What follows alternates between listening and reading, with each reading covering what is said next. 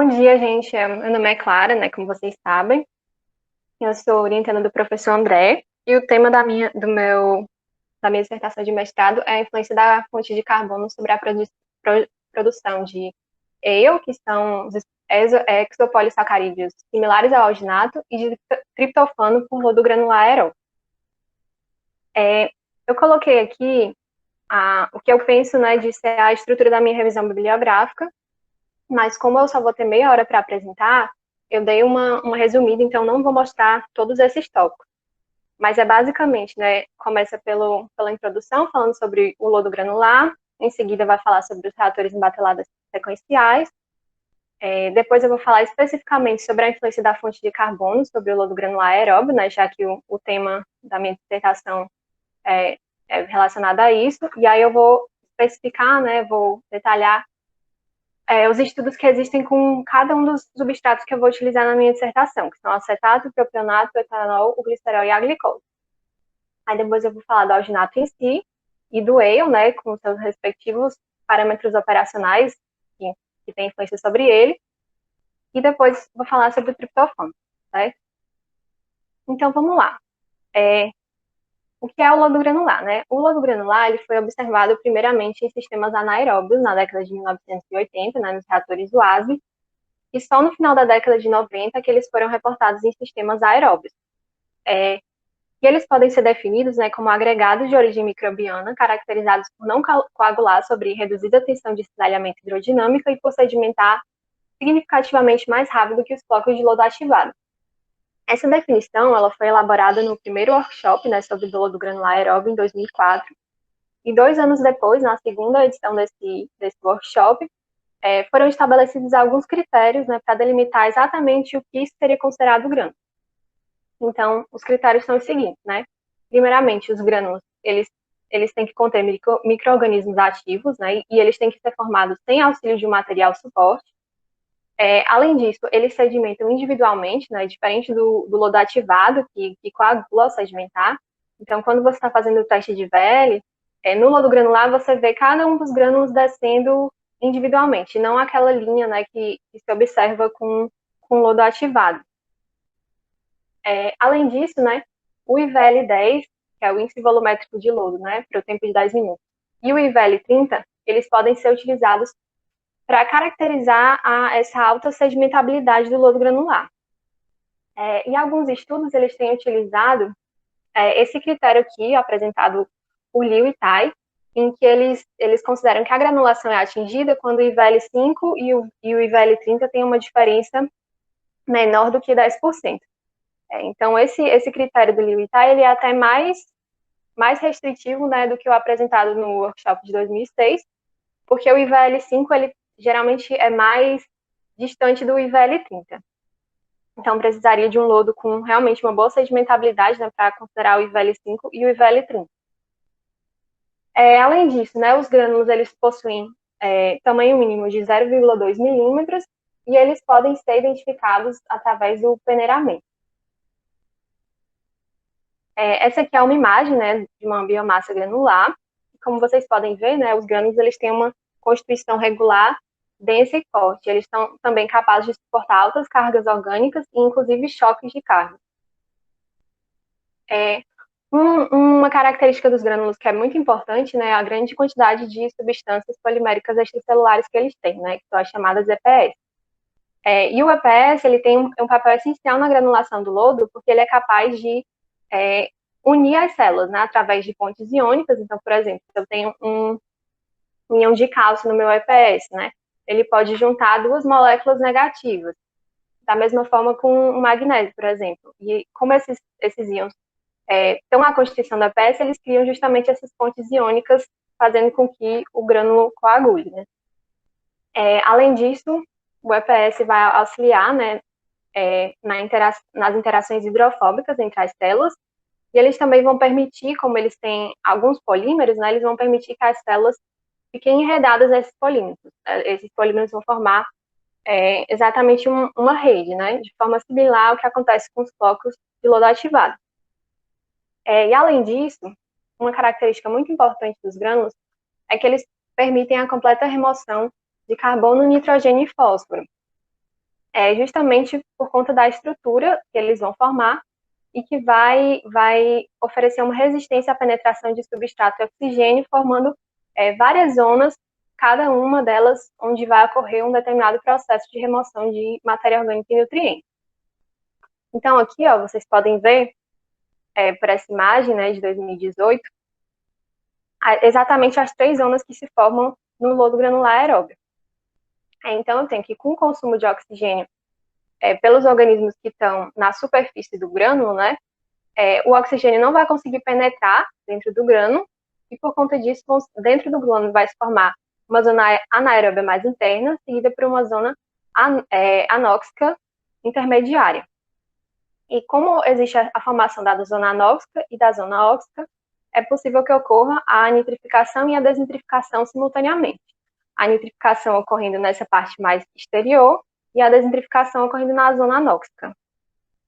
Além disso, né, como dentro do mesmo grânulo, a gente vai ter a formação de nitrito, né, e também a entrada de amônio pela água residuária, né, que você está tratando, é possível que ocorra o processo de anamox. Em relação à remoção de fósforo, né, ela ocorre justamente por conta dos períodos de escassez e de abundância de substrato. Então, eu tenho que, quando a alimentação ela ocorre anaerobicamente, os organismos que estão no interior do grânulo, que são os paus e os gaus, que são os organismos acumuladores de fosfato e acumuladores de glicogênio, respectivamente, eles vão ser capazes de consumir essa DQO e acumular ela na forma de pHAs. Já na fase aeróbia, como vai ocorrer, né, uma escassez de matéria orgânica solúvel, né, de DQO solúvel, esses organismos vão utilizar essas reservas para produzir energia, e essa energia vai ser utilizada para acumular fosfato e glicogênio. E aqui nessa imagem vocês podem ver, né, mais ou menos a distribuição dos organismos, os nitrificantes e os heterotróficos, né, ordinários na parte mais exterior, seguido pelos desnitrificantes na zona anóxica e os paus e os gaus nas zonas mais internas. O lodo granular aeróbio, né, ele é principalmente cultivado nos chamados reatores em bateladas sequenciais, são os RBS. Esses reatores eles foram originalmente concebidos, né, para o tratamento anaeróbio, e eles eram operados em 4 etapas. A primeira de alimentação, a segunda onde ocorreria a reação anaeróbia, né, com a produção de biogás, em seguida uma fase de sedimentação para a separação, né, do lodo do efluente clarificado, e no final uma fase de descarte ou decantação do efluente. Nos RBS aeróbios, né, a fase de reação ela passa a ser uma fase de aeração. E além disso, né, como eu não tenho produção de biogás, eu também não vou ter a recirculação de biogás que ocorria, né, na alimentação desses RBS anaeróbios. E mais recentemente, os RBS eles têm sido operados com outras fases, né? Principalmente com uma fase anóxica anterior à aeração e também com uma alternância de períodos anaeróbio, óxico e anóxico, que é o que a gente chama de operação AOA. E essas novas fases, né, elas são concebidas justamente para aumentar a remoção de nutrientes, né? Como eu mostrei para vocês, como eu citei, né, anteriormente, a remoção de fósforo ela ocorre quando a alimentação é anaeróbia. E também existem alguns estudos com RBS de volume constante, que são aqueles em que a alimentação ela vai ocorrer de forma simultânea ao descarte, né? A alimentação ocorre pelo fundo do reator e o descarte pela parte superior. Então, com isso, o meu RBS vai manter o volume constante ao longo de toda a operação. E existem poucos estudos publicados sobre isso, mas é esse o modo de operação da tecnologia Nereida, né? Que é a principal tecnologia em escala real de lodo granular aeróbio. E também, desde 2013, tem crescido o número de pesquisas com lodo granular aeróbio em reatores de fluxo contínuo, como vocês podem ver por esse gráfico. Em relação à fonte de carbono e o lodo granular aeróbio, né, a gente tem registro de estudos realizados, né, com glicose, etanol, acetato, propionato, butirato, valerato, anilina, fenol, e muitos outros, né? Eu coloquei aqui só os principais. Obviamente, também o lodo granular aeróbio pode ser utilizado para tratar esgoto doméstico, né? Esse é o principal objetivo dele. E ele também foi utilizado para tratar efluentes de indústrias de produtos à base de laticínios, de processamento de soja, de cervejarias e de fabricação de celulose. Mais especificamente em relação aos substratos que eu vou utilizar, né?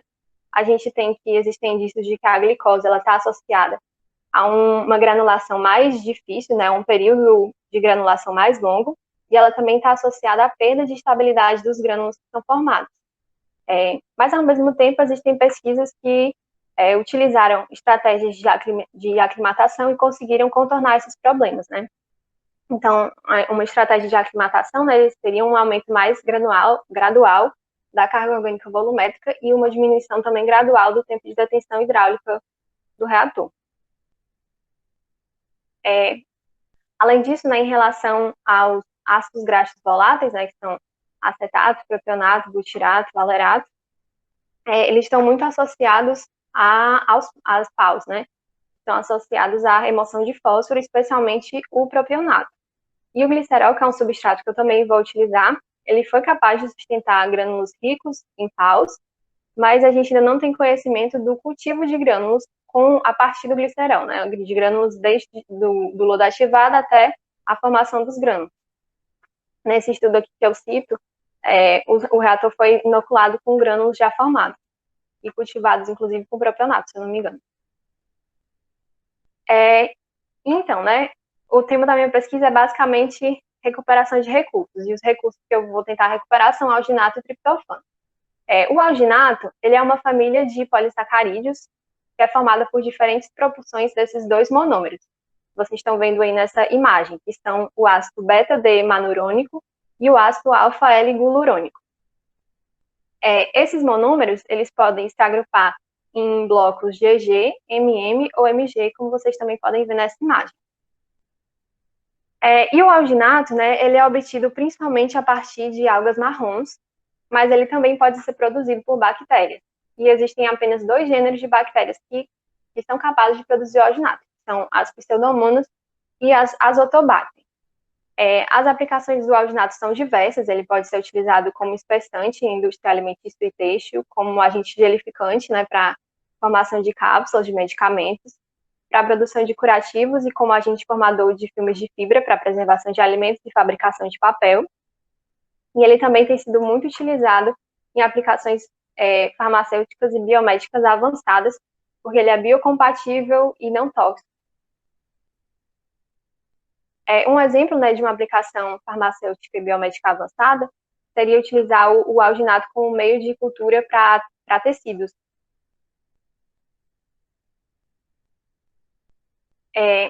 E um aspecto muito importante, né, da produção de alginato, importante, né, em relação ao meu tema, é justamente a produção dele por culturas puras bacterianas, porque é o que a gente provavelmente observa no lodo granular aeróbio.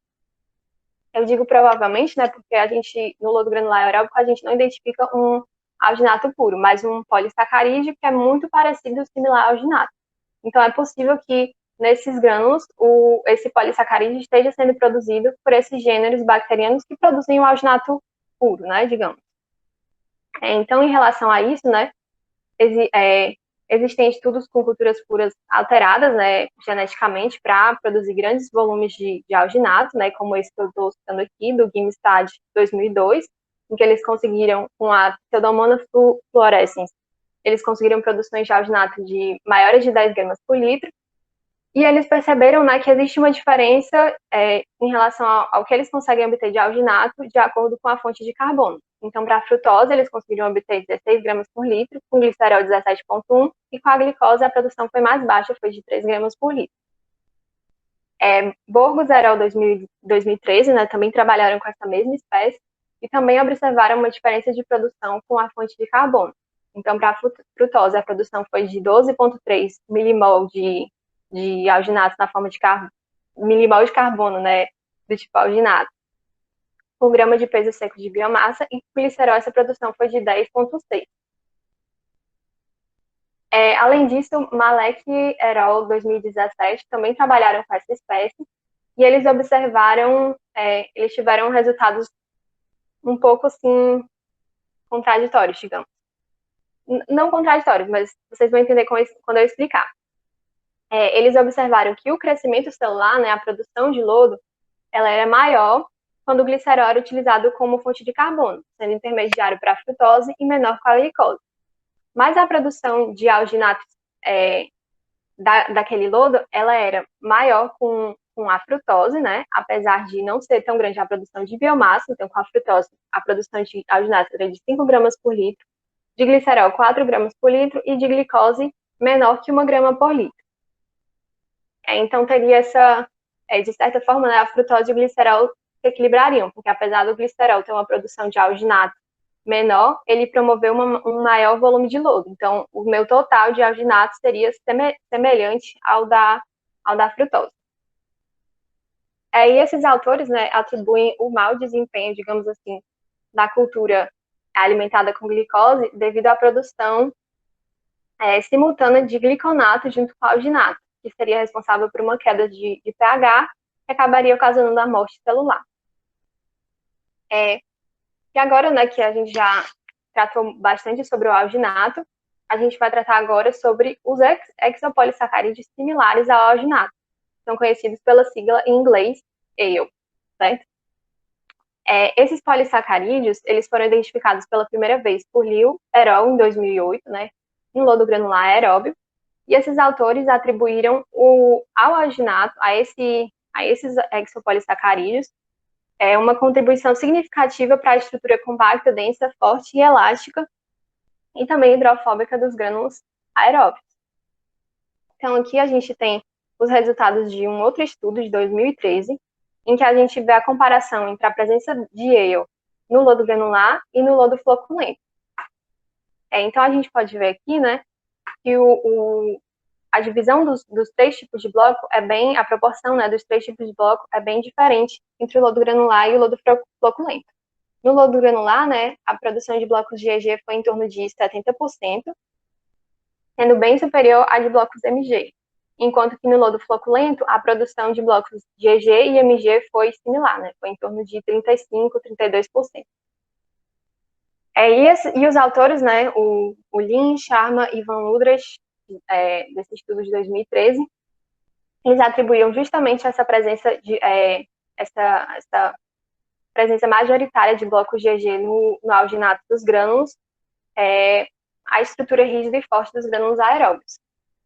E além disso, eles também observaram, né, que no LGA a produção de alginato chegou a ser o dobro da produção de lodo ativado. O que, se a gente raciocinar, né, já é esperado, porque o lodo granular, ele geralmente tem uma produção de EPS maior, né, do que o lodo ativado, justamente porque é o EPS que vai permitir, né, que o grânulo se forme. Então, como a produção de EPS é maior, a tendência, obviamente, é que a produção de ALE também fosse maior. E o ALE, ele pode ser utilizado, ele não ainda, né, não chega ao nível de pureza do alginato convencional, né, então ele não pode, por exemplo, ser utilizado em aplicações biomédicas, né, que precisam de nível de pureza muito grande, mas ele já tem várias aplicações econômicas interessantes, como, por exemplo, como material para revestimento de papel, né, para aumentar a resistência do papel à água, e também como biosolvente para a dissolução de corantes e de fósforo. E ele também pode ser aplicado na agricultura e na construção civil. Em relação à influência dos parâmetros operacionais, né, dos sistemas LGA sobre a produção de ALE, a gente tem que o aumento repentino da DQO ele já foi associado a um aumento da produção de ALE, e também a proporção de DQO e nitrogênio de 20 parece ser a ideal para a produção desses polissacarídeos. Mais especificamente, né, com uma DQO afluente de 1.000 miligramas de oxigênio por litro. E, além disso, há uma salinidade moderada, em torno de 1%, promove uma maior produção de alginato. E um aspecto muito interessante, né, no lodo granular aeróbio é a relação entre o whale e os organismos acumuladores de fósforo, os paus. Guimarães, né, em 2017, ela cultivou um lodo granular, né, em um RPS para remoção de fósforo, e ela utilizou 3 estratégias para otimizar a remoção de fósforo, que foi o aumento granular da carga orgânica volumétrica de 0,3 para 2 gramas por litro por dia, o aumento da proporção de DQL para fósforo de 8 para 16, e o aumento da proporção de cálcio e magnésio de 0,37 para 1. E o que ela observou, né, que com todas essas estratégias de otimização, ocorreu um aumento gradual da abundância relativa do grupo de candidatos a Cumulibacter, né, que são as paus mais conhecidas. Então, foi um aumento, sim, significativo, de 4 para 80%, com essas estratégias que ela utilizou. E depois as análises estatísticas, né, o cálculo do coeficiente de Pearson, indicou uma correlação positiva de moderada a forte entre a produção de alginato, as estratégias de otimização que ela empregou e a abundância relativa de paus no lodo. Então, por conta desse indício, né, de que a produção de alginato pode estar associada às paus, que justamente eu achei interessante utilizar propionato e acetato para cultivo de lodo, porque como eles são substratos, né, associados ao enriquecimento do lodo por paus, pode ser que eles também aumentem a produção de ale. E agora, né, em relação ao triptofano. O triptofano ele é um dos 22 aminoácidos, né, essenciais que a gente tem, então isso significa que ele não pode ser produzido pelo corpo humano, e ele tem essa estrutura que vocês estão vendo na imagem. Atualmente, ele é produzido a partir de 3 métodos. Ele pode ser produzido por uma síntese química, a partir de indol. Ele pode ser produzido através de uma síntese bioquímica, que é uma síntese que aproveita a enzima triptofanase, que é produzida por bactérias. Essa enzima é isolada e ela é posteriormente utilizada para a produção de triptofano a partir de indol, piruvirato e amônio. E o terceiro método, que é o mais comum, é a fermentação microbiana, em que as bactérias não é feito esse isolamento da enzima. Utiliza-se a ação direta das bactérias para produzir o triptofano. Como eu falei, na fermentação microbiana, ele é o método que tem sido mais conveniente, né? E ele utiliza principalmente essas duas espécies de bactérias, a Corynebacterium glutamicum e a Escherichia coli. Entre essas duas, né, a Escherichia coli, que é bastante famosa, né? É a mais usada porque ela é de fácil manipulação genética e ela também é bem versátil, pode existir em vários meios de cultura. E o triptofano, né, ele é aplicado bastante para a preservação de alimentos, né, porque ele tem propriedades antioxidantes. Ele é aplicado como suplemento em rações animais, né, já que ele é um aminoácido essencial, tanto para o homem quanto para os animais. E ele também pode ser utilizado como uma espécie de medicamento para o tratamento de doenças psicológicas, como a depressão, a ansiedade e a desordem do sono. Em relação aos estudos, né, que envolvem LGA e triptofano, como eu já venho pontuando ao longo de todas as nossas apresentações da disciplina, eles são bem mais escassos do que os estudos que associam o alginato ao LGA. Mas mesmo assim, né, já existem estudos bem recentes, inclusive de 2018 e 2020, que identificaram a presença do triptofano nos grânulos, inclusive verificaram que ele é um dos materiais, né, dentre os que foram estudados, né, nesse estudo de Wu et al. 2020, o triptofano foi um dos materiais dominantes na matriz de EPS dos grânulos aeróbicos. E o Silvio Hollenberg, que a professora deve conhecer, e eu tenho certeza que o professor André conhece bem, em 2020, né, ele investigou a produção de triptofano, né, por LGA, e ele obteve 48 miligramas de triptofano por grama de sólido suspenso volátil, num sistema em escala piloto, né, vale lembrar. Além disso, né, a produção de triptofano está associada com idades de lodo em torno de 6 dias, sendo provavelmente prejudiciais, né, há indícios de que sejam prejudiciais idades de lodo superiores a 12 dias, as relações alimento e micro-organismo, né, superiores a 1, elas acreditam que sejam favoráveis à secreção de triptofano, porque elas favorecem os organismos do gênero Tauera, que estão associados à secreção do triptofano. E também há indícios de que relações de DQO para nitrogênio de até 5 favoreçam a produção de triptofano em LGA. E é isso, gente. Obrigada. Se vocês tiverem alguma dúvida, estou à disposição. E aqui as minhas referências, depois vocês podem olhar com cuidado.